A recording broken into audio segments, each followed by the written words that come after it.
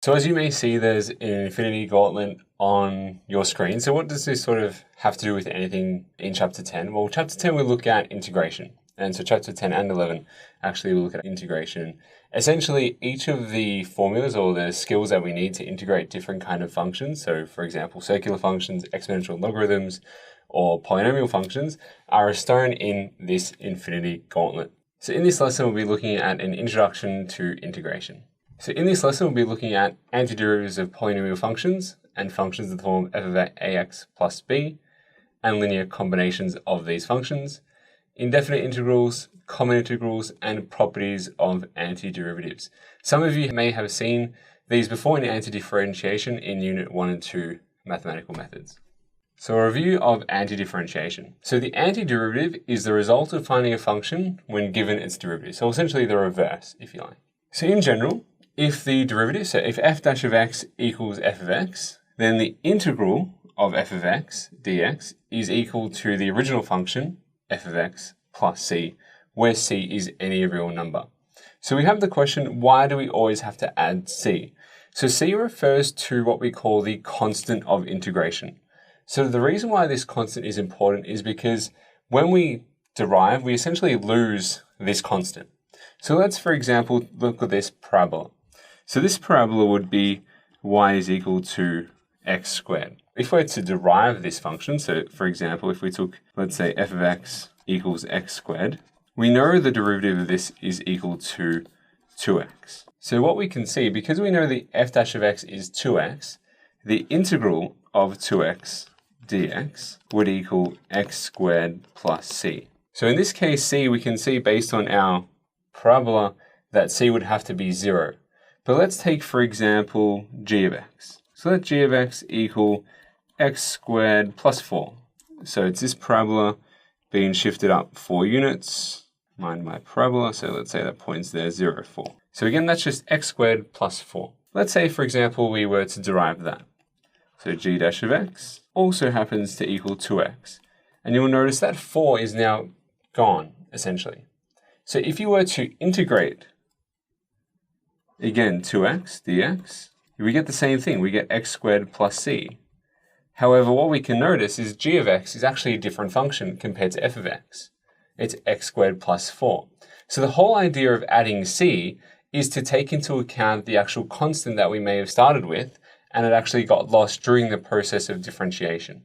The indefinite integral refers to the product of integration where there are no bounds associated with the integral symbol. So in the case of indefinite integrals, we include the constant of integration, given that we're unable to evaluate for a specific interval. So in this case, we have negative infinities at the bottom, so that's our bottom boundary. Positive infinities at the top, that's our top boundary, of f of x dx is equal to capital F of x plus c. So again, it's also worth noting that the evaluation of an indefinite integral will always result in a function, okay, because we're unable to evaluate given we don't have a definitive bound. We'll look at this later in chapter 11. Here are the integrals that are expected in this course, and you actually will see them on the end of your examination formula sheet. So again, I definitely recommend you to become familiar with these integrals. In particular, we have polynomial functions. We have exponential functions. 1 on x is a hyperbola, or you could also say a polynomial to the degree of -1. And finally, circular functions.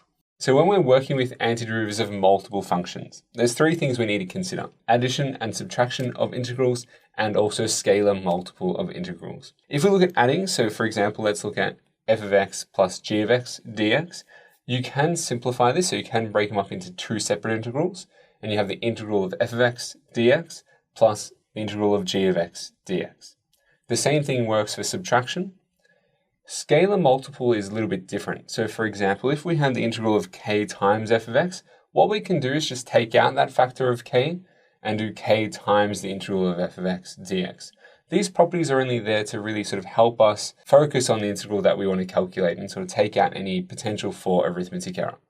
So use a combination of integral properties to rewrite the following. So in this instance, we have the integral of 2 times f of x plus g of x dx. So the 2 is acting on the f of x. So what I'm going to do first is split the integral using the addition property. We'll have the integral of 2 f of x dx. Always important that you write the dx after each, and then plus the integral of g of x dx. So now I'm going to use the scalar multiple property, and we're going to factor out that 2 from just the integral of f of x. So it will become 2 integral of f of x dx plus the integral of g of x dx. Again, it means the exact same thing, however, it makes it a little bit clearer how to go about trying to evaluate this integral, or find the indefinite integral, I should say.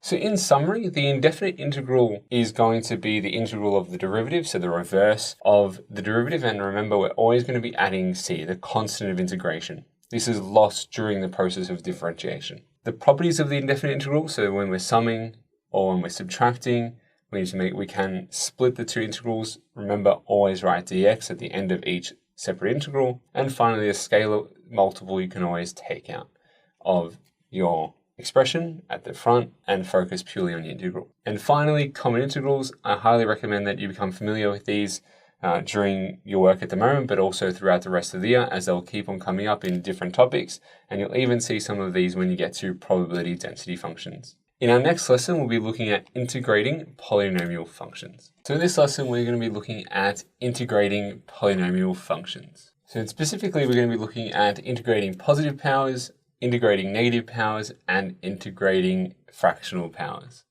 So integrating polynomial functions, the general formula for integrating these kinds of functions is the integral of x to the power of n dx is equal to 1 divided by n plus 1 times x to the power of n plus 1 plus c. Obviously, you can't forget your constant of integration. So taking a closer look at this example, so if we have the integral of 2x dx, what I'm going to do is take out the scale factor of 2, so this would become 2 times the integral of x dx. What we can see here is n is technically 1, so using our formula, this becomes 2 times 1 over 1 plus 1, because n in our case is 1, then x to the power of 1 plus 1 plus c.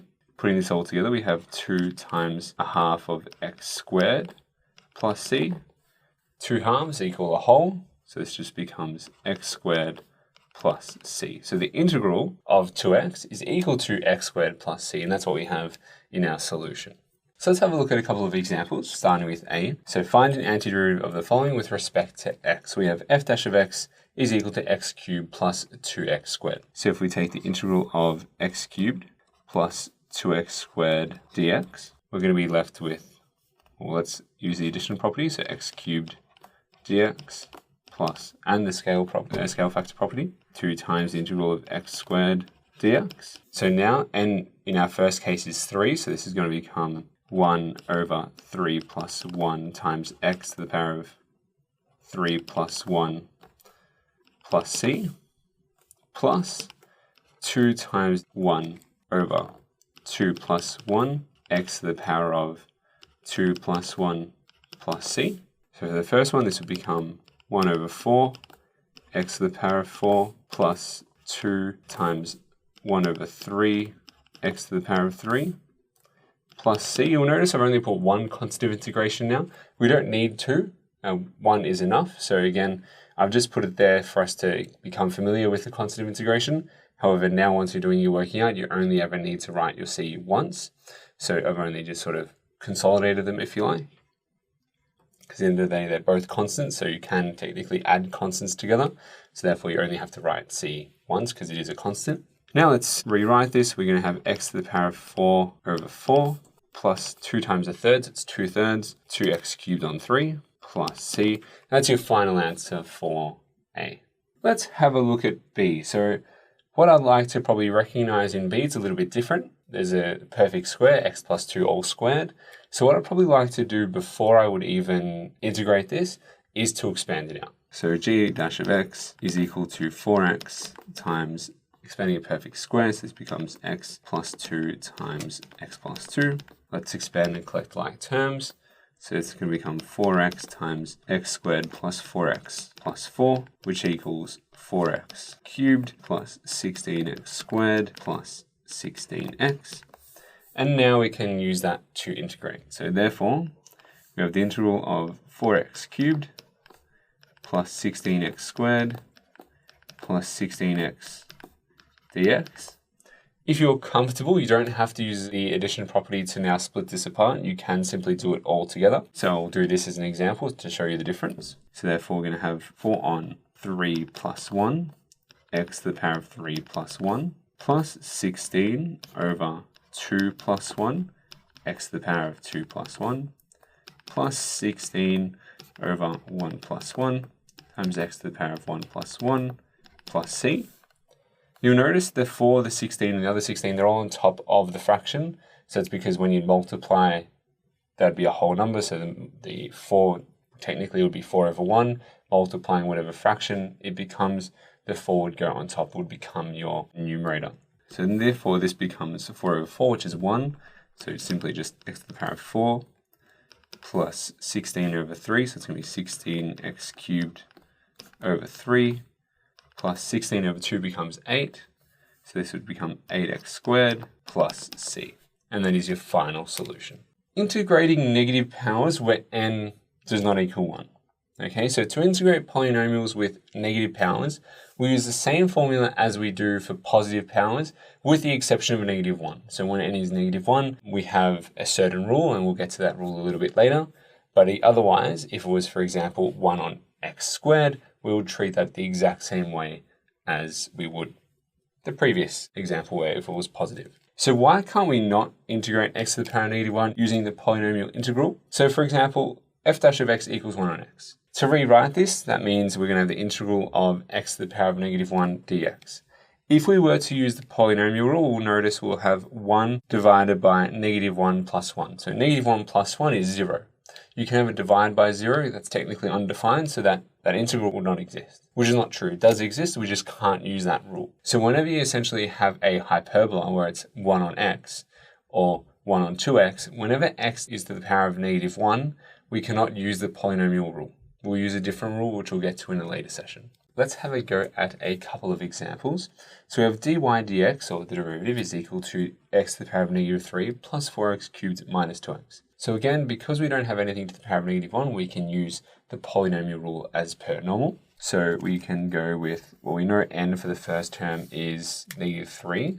So therefore it's going to be 1 over negative 3 plus 1 x to the power of negative 3 plus 1 plus 4 over, in this case, the second term, n is 3. So we're going to have 3 plus 1 x to the power of 3 plus 1 minus x is to the power of 1 in this case.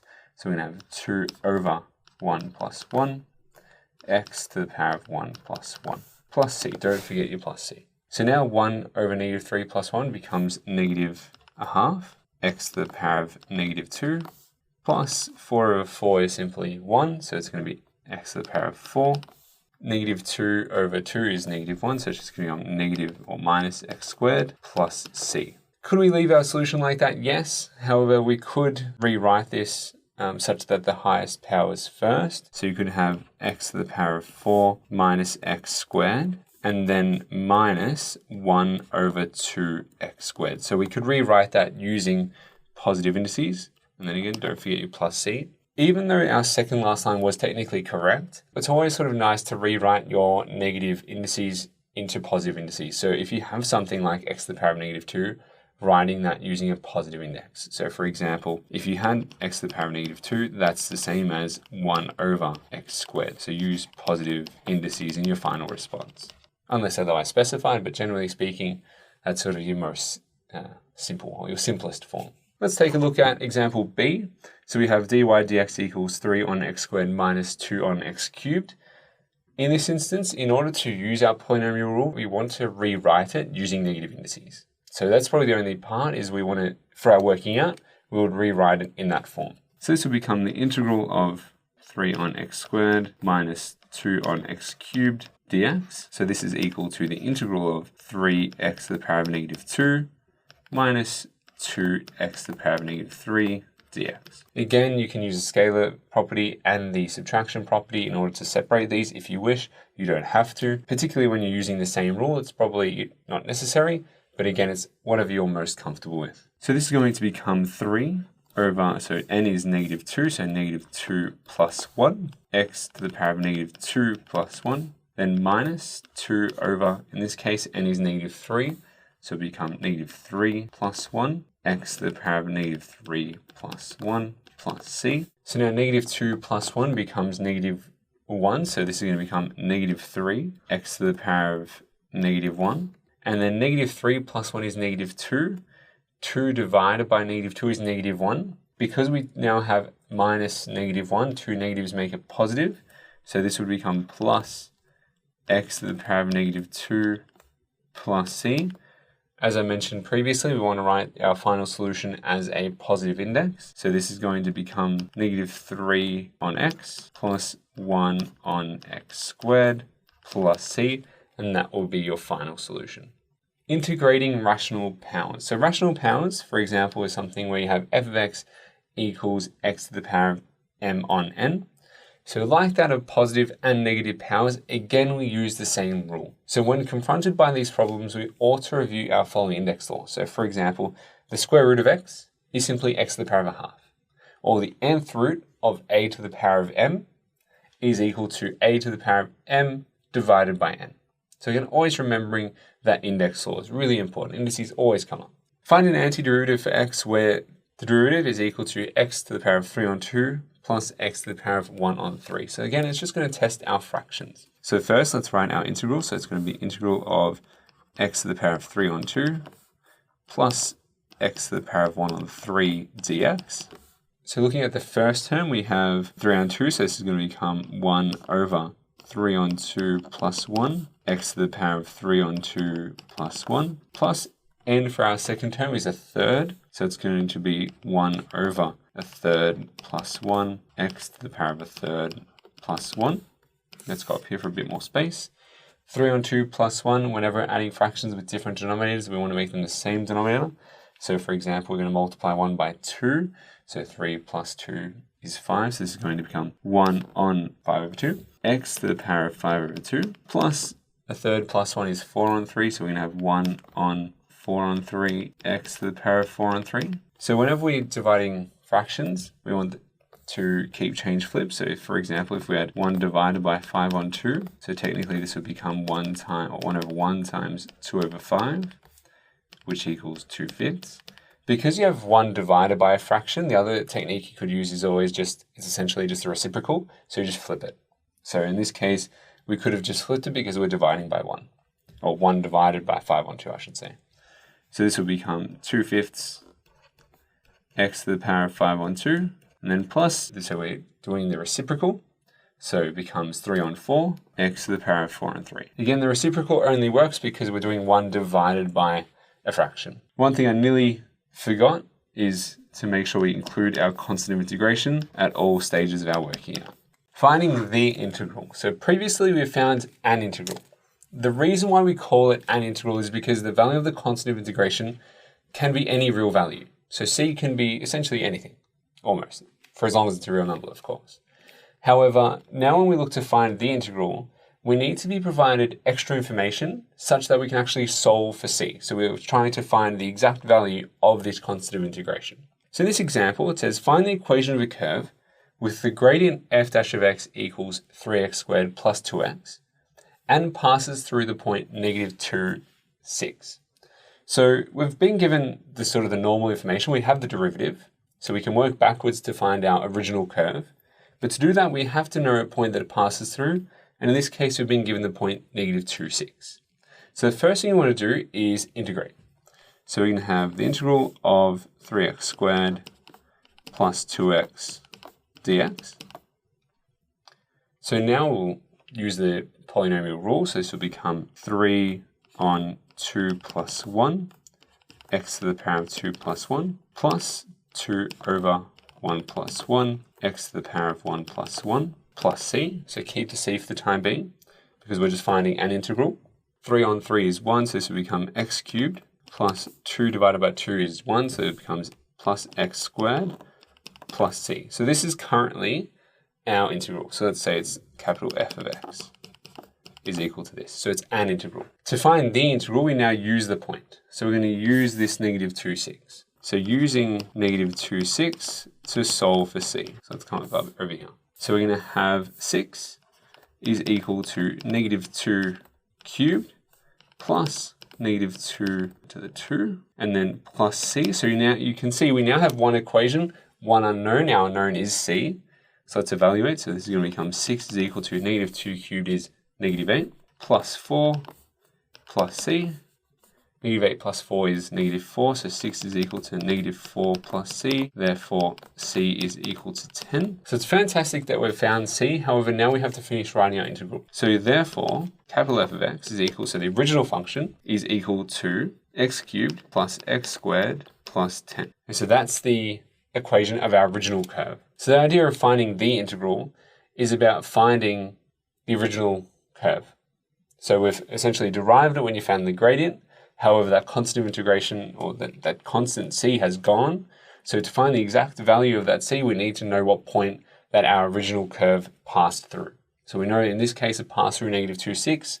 We use that information to find c, and then finally state the equation of your original curve.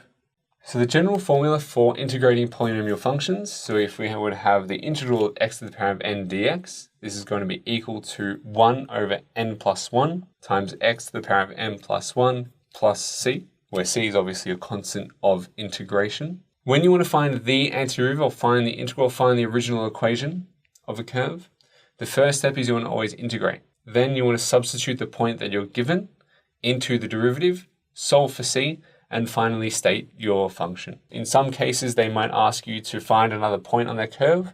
You can only do that once you found your equation. So the whole idea is going back from the derivative and a point on your original curve, using this information in unison to find your original equation they've given you the derivative for. In our next session, we're going to be looking at integrating the functions of the form f of x equals ax plus b to the power of r.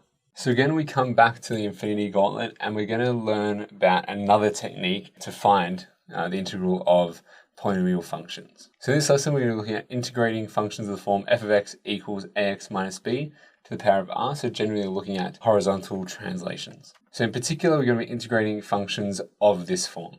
So integrating functions of the form f of x equals ax plus b to the power of r, where r does not equal negative 1. The general rule is where r is not negative 1, we have the integral of ax plus b to the power of r dx is equal to 1 over a times r plus 1 times ax plus b to the power of r plus 1 plus c. So there are a lot of letters here. Let's take a little bit of a closer look as where this would actually come from. So let's say, for example, we have a function f of x that is equal to ax plus b to the power of r plus 1. Let's first derive this. So f dash of x is going to be equal to, we multiply by r plus 1, and we also multiply by the coefficient of x. So it's going to be a times r plus 1 times ax plus b to the power of r plus 1 minus 1, so it just becomes the power of r. So this is our derivative. So now what we can do, we know that the integral is the opposite of the derivative. So the integral of f dash of x dx should give us what we started with. So in this case, this is going to be the integral of a times r plus 1 times ax plus b to the power of r dx. This should equal what we started with, ax plus b to the power of r plus 1. So I'm just going to bring this up here. So considering we want to find the integral of just ax plus b to the power of r, how can we get that by itself? In order to get it by itself, what we can do is divide both sides by a times r plus 1. So this means we'll have the integral of ax plus b to the power of r dx is equal to ax plus b to the power of r plus 1, all divided by a times r plus 1, plus c. Don't forget your plus c. So that there is the proof of our formula. So essentially, you're just going to have ax plus b to the power of r plus 1. So you raise it to the power, you raise it to an extra plus 1, divided by the coefficient of x times r plus 1 plus c. So find the antiderivative of 1 on 2x plus 1 to to the power of 3 with respect to x. So it's sort of given us a bit of a trickier one to start off with.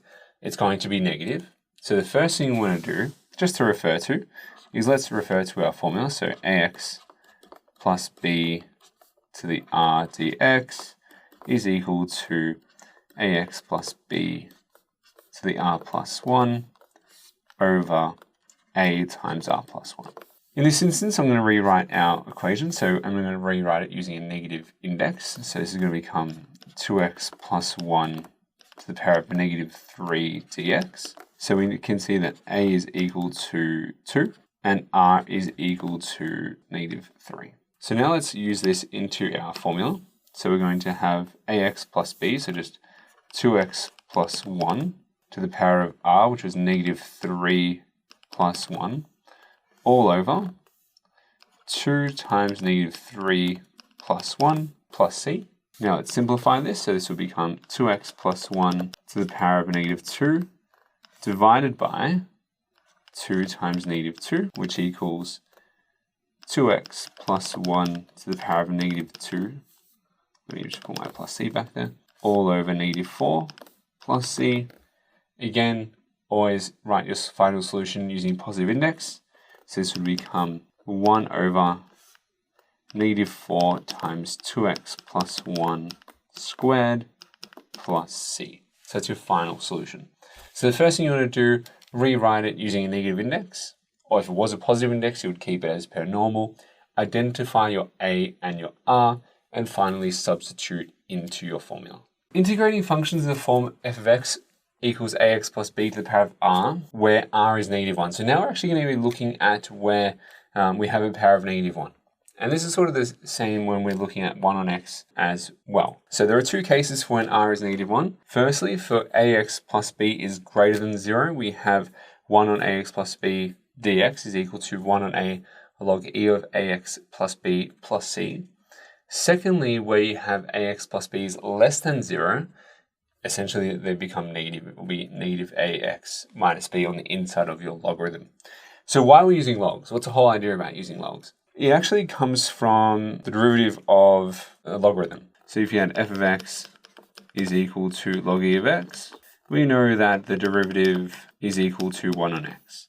So the derivative of a log is 1 on x. So when you think about what the whole idea of anti-differentiation is, or integrals, then the integral of 1 on x dx has to be equal to log e of x plus c. So that's where that comes from. So you have log e of x plus c, which is your constant of integration. So for when we have ax plus b, when we have horizontal translations, it's the same thing.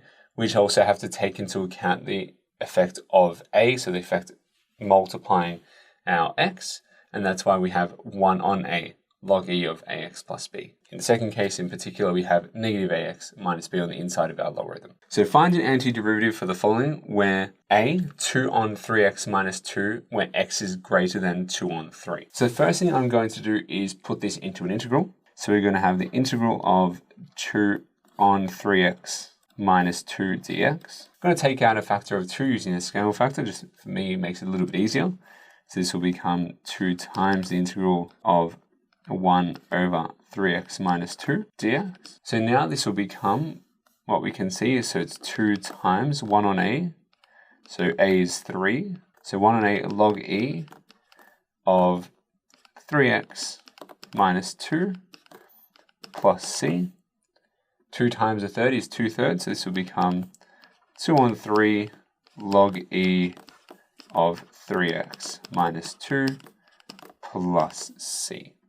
So because x is greater than 2/3, what we can recognize that if it, let's say x is in the sort of bigger than 2/3, let's say it was 1, 3, so substituting 1, so if x equals 1, for example, you would have 3 times 1, which is 3, minus 2 equals 1. So that means it's positive. So anything bigger than 2/3 means our denominator is going to be positive. If it was less than 2/3, our denominator would be negative, and that's when you would have negative ax minus b on the inside of your logarithm. Generally speaking, they'll specify whether x is, going to be a certain value. That's when you can substitute in to check whether it's positive or negative for those values. So now let's consider example B. So again, we have x is greater than a half. So for where 4 on 1 minus 2x, we're looking to anti-derive that. So let's say, for example, that x equal 1. I'm going to substitute x equals 1 into our denominator to determine whether or not it's going to be negative or positive. So if we have 1 minus 2 times 1, this is negative 1. So that means because it's negative 1, it's going to be in the negative side. So we have to consider the negative version of our formula, if you like. So this was just when you have negative ax minus b inside of your logarithm. So now let's rewrite this. So we're going to have 4 on 1 minus 2x dx. What I might do again is take out the 4 using the scale property. So 4 times the integral of 1 on 1 minus 2x dx. In this case, we can recognize that the ax plus b, a is always with the x, so a is going to be negative 2. So it's going to become 4 times 1 on negative 2, then log e of negative a, so it's a negative 2 x minus 1 plus c. 4 times negative a half becomes negative 2, so it becomes negative 2 log e of negative 2x becomes positive 2x, so it becomes 2x minus 1 plus c is your final solution. So again, the reason why we have the two negatives there is because considering that when x is 1 or x is 2, x is 3, because x is bigger than a half, our denominator is going to be negative. So we have to use the one where we have 1 on a log e of negative ax minus b. So we have to use that part inside of our logarithm, and always, again, ensure that you have your constant of integration, your plus c. So our final solution would be negative 2 log e of 2x minus 1 plus c. So the general formula for integrating function of the form f of x equals ax minus b to the power of r. So when r is essentially not negative 1, we would use the rule where 1 on a to the power of r plus 1 times ax plus b to the power of r plus 1 plus c. So you sort of your normal rule, if you like. And then you have the two formulas, and you have your conditions. So if you're essentially integrating a hyperbola, if the denominator is positive, you have 1 on a log e of ax plus b plus c. If your denominator is negative, and again, you'll check that based on the domain of x, you'll have 1 on a log e of negative ax minus b, and then plus c, where c is obviously your constant of integration. So in our next lesson, we look at integrating exponential and circular functions. So we're just about to collect, this probably the second last stone for this infinity gauntlet. We're going through exponential and circular functions, so we're starting to add everything in. There is still one last one, which we'll get to in the last lesson for this chapter, but at the moment, let's get into this current one. So here we have the integrating of exponential and circular functions. So in particular, we're going to be integrating exponential functions, and we're going to be integrating the circular functions of sine and cosine. So integrating exponential functions. So if we have the integral of e to the kx dx, this is going to be equal to 1 on k, e to the kx plus c. So essentially what you're doing is dividing by the coefficient of x. So previously we have seen that if f of x is equal to e to the kx, using the chain rule, we can see the derivative of this is equal to k times e to the kx. If we try and find the antiderivative of this, it's just going backwards. So instead of multiplying by k, we're now going to divide by k. So that's where you have 1 on k, e to the kx plus c. So find an antiderivative for each of the following with respect to x.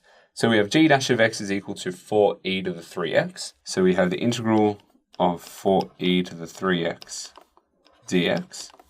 What I'd like to do is use the scale factor, so bring the 4 out the front, so it's 4 times the integral of e to the 3x dx. And now using the rule, because we can see the coefficient of x is 3, so this is going to become 4 times 1 on 3 e to the 3x plus c. Putting this together will become 4 over 3 e to the 3x plus c. So again, you're sort of just dividing by that coefficient of x instead of multiplying when we derive. So divide when you antiderive, multiply when you derive. Opposite. G dash of x equals a half e to the 4x minus 1. So in this case, again, I'm going to take out that factor of a half. So we're going to have a half times the integral of e to the 4x minus 1 dx. Then we're going to have the coefficient of x in this instance is 4.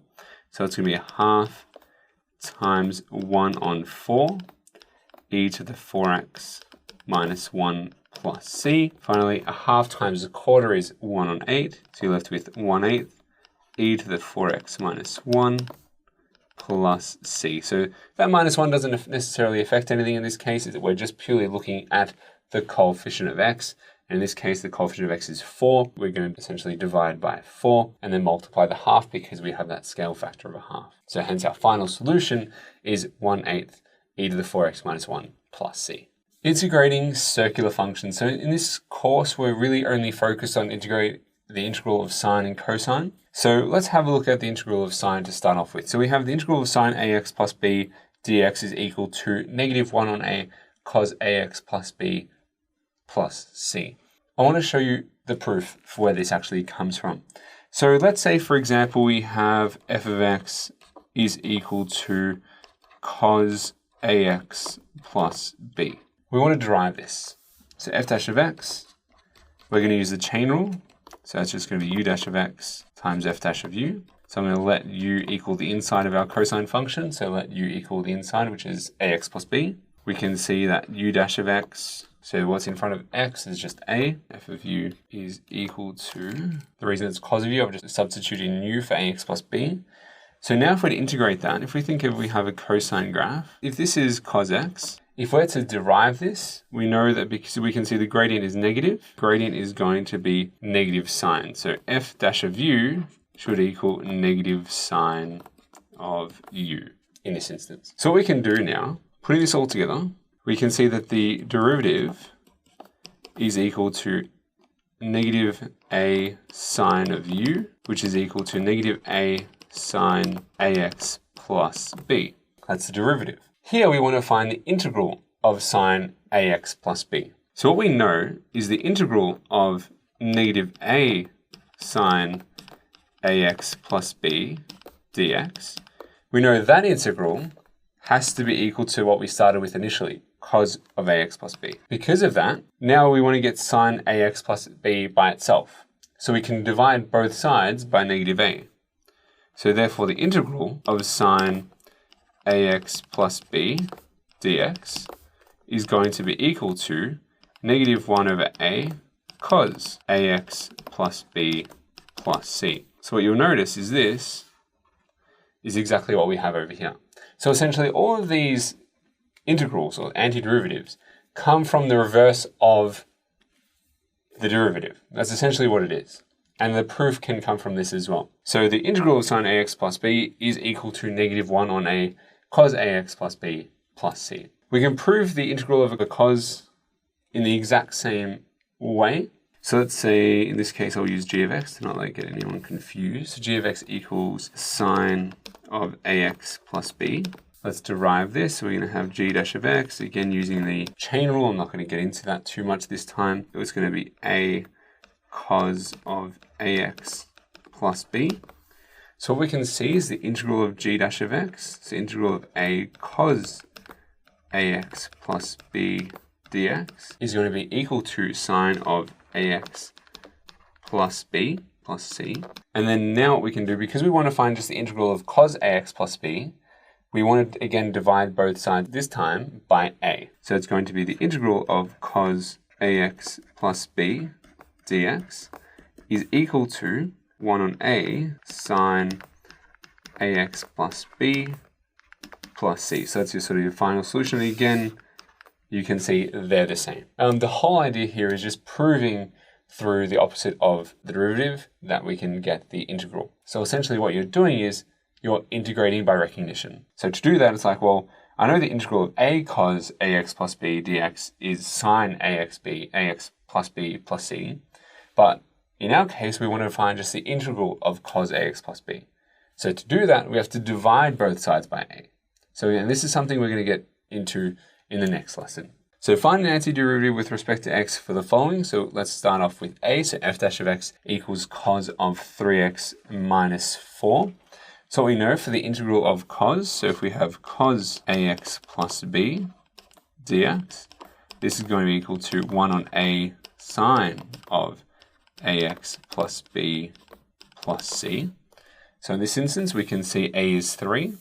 So therefore, the integral of cos 3x minus 4 dx is going to be equal to 1 on 3 sine of 3x minus 4 plus c. Now let's look at b. So the integral of sine ax plus b dx. This is equal to negative 1 on a cos of ax plus b plus c. So that's our rule, that's our formula. Now we can recognize, but what I'm going to do first, so let's rewrite the integral. Negative sine 2x minus 1 dx. This is equal to negative integral of sine 2x minus 1 dx. I just took out the factor of negative 1, just to again see it a little bit clearer for what it is.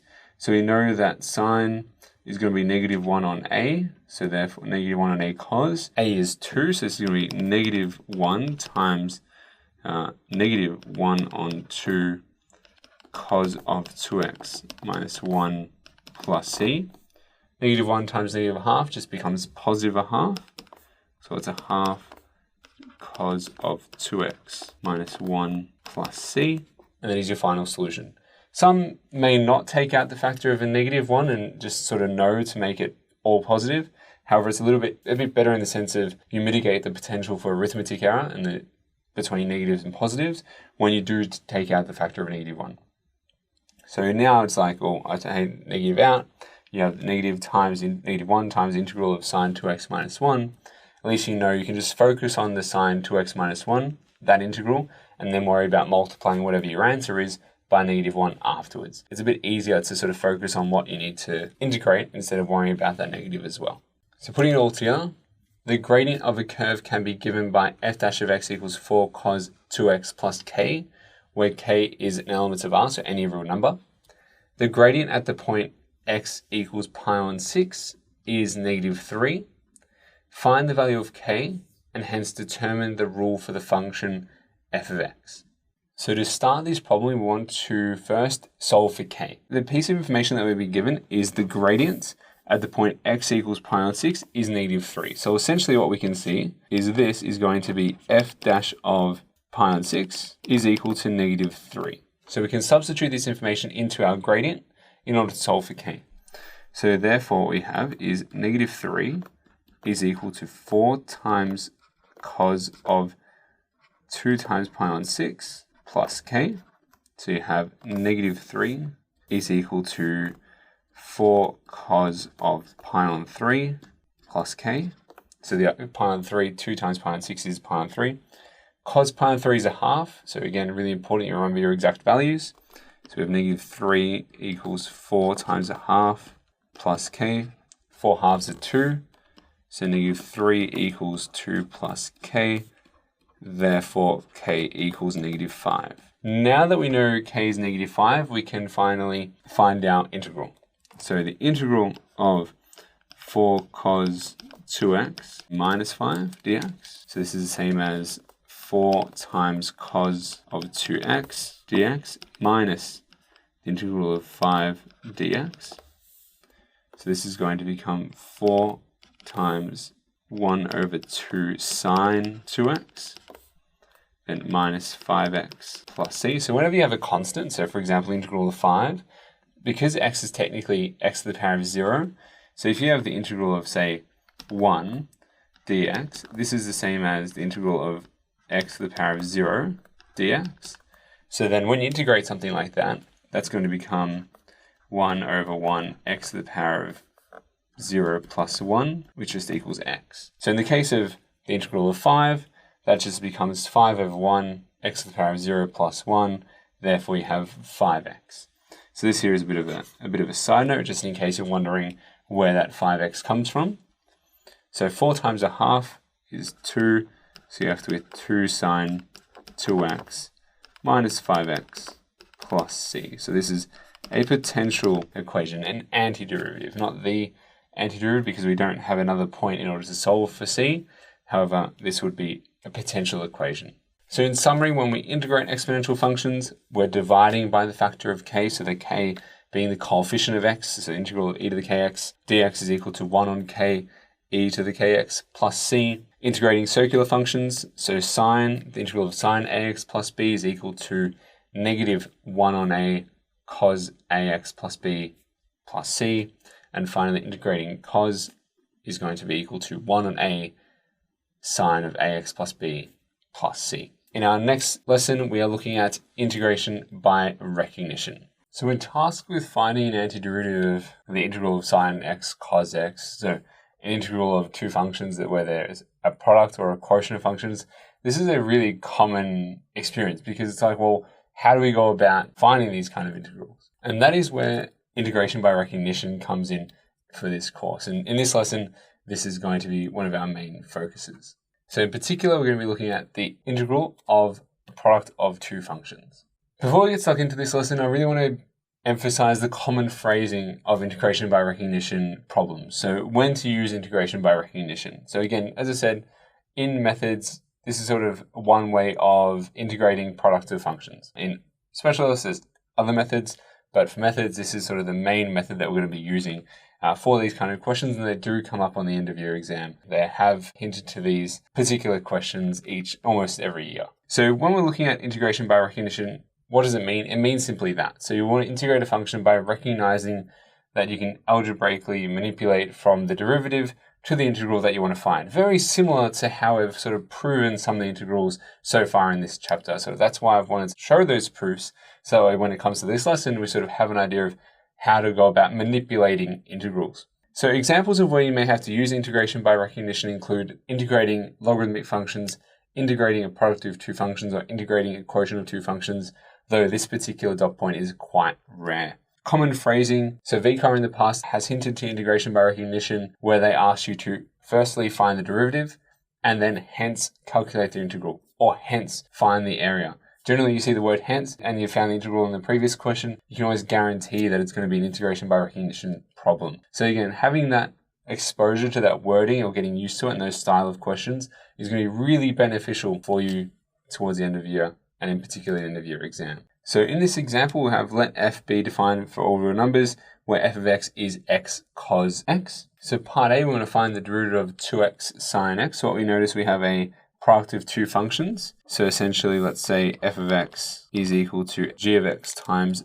h of x. So therefore, in this case, g of x is equal to 2x, and h of x is equal to sine x. Now we want to derive both, so g dash of x is equal to 2, h dash of x, so the derivative of sine is equal to cos of x. Now let's put it into the product rule, so we know that f dash of x is equal to g dash of x times h of x plus h dash of x times g of x. So g dash of x was 2, so it's going to be 2 times sine of x plus cos x times 2x. Bring this all together, so we have 2 sine x plus 2x cos of x. That's our derivative. Now part B says, hence, find an antiderivative of x cos x.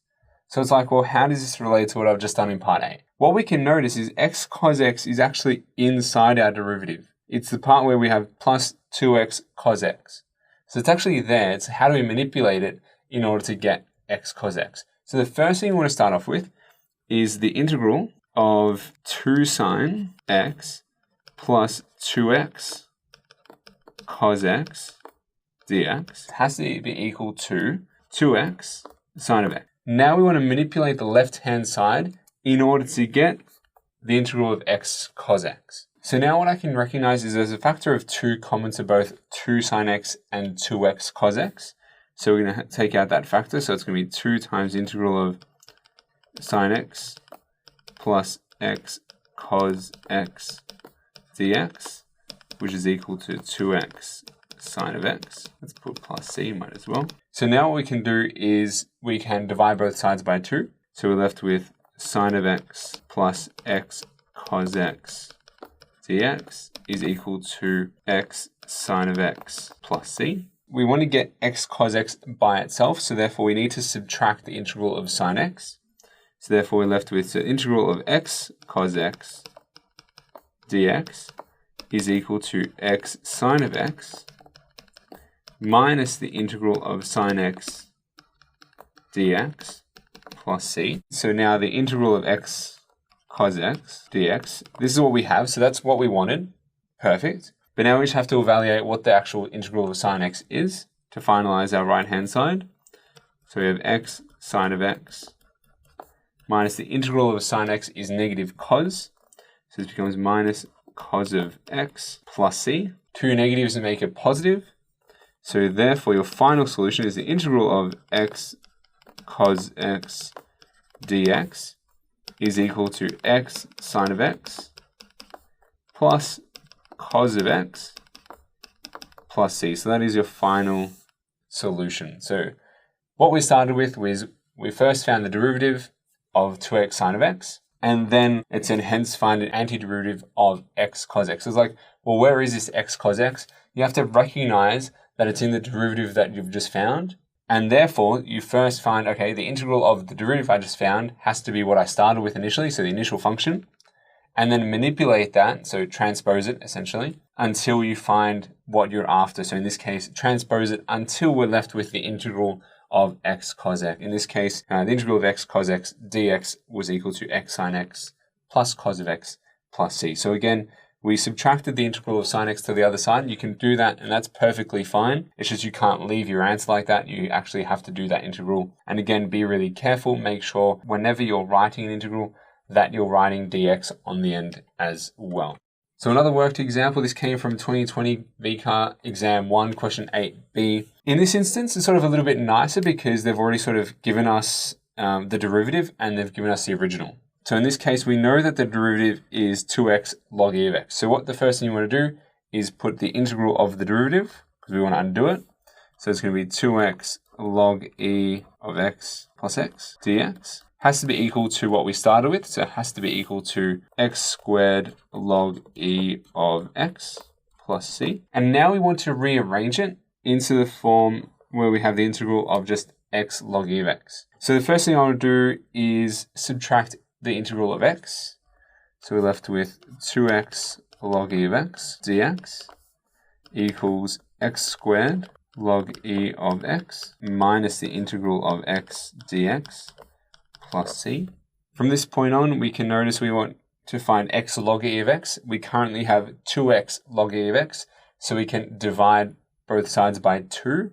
So this is going to become the integral of x log e of x dx equals half times x squared log e of x minus the integral of x is going to be x squared on 2, because x technically to the power of 1, so it's x power of 1 plus 1, so it's x squared on 2 plus c. So you're left with the integral of x log e of x dx is equal to x squared log e of x all over 2 minus x squared on 4.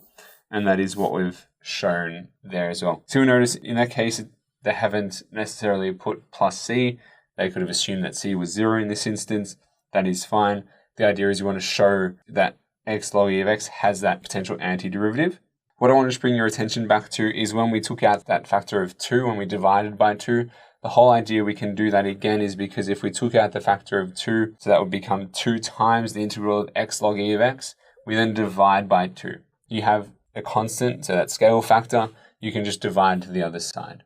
And again, when you had that plus x at the start, that's technically still an integral, so you want to subtract the integral. So you want to subtract the integral of x dx. Again, make sure you're writing that dx there as well. From the VCAR report, we see many students made up their working as the answer was given, so has the antiderivative x squared log e of x onto minus x squared on 4, rather than clearly demonstrating the progression, so clearly demonstrating these steps.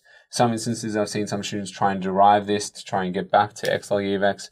Again, it's not exactly what we're after. We want to integrate by recognition.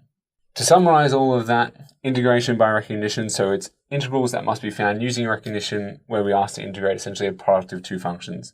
So VCAR generally structure a question in the short answer section, so generally exam 1. Sometimes they're also in exam 2, but really commonly exam 1 as well, by asking you to find the derivative first and then manipulating that derivative algebraically, so transposing that derivative in order to find the integral that you're after. So again, common phrasing, find the derivative, and then hence calculate the integral, or hence calculate the area. This is something we look to in chapter 11. So your potential strategy is, again, as mentioned, find f dash of x, and let f dash of x dx equal what you started with, the original equation, and then transpose in order to get it to equal the integral that you actually want to find. So to note, f of x and capital F of x, they'll differ slightly. You just have to manipulate it in order to get it into the form that you want. So that's it for the lessons for this chapter. What comes next is the chapter check for chapter 10.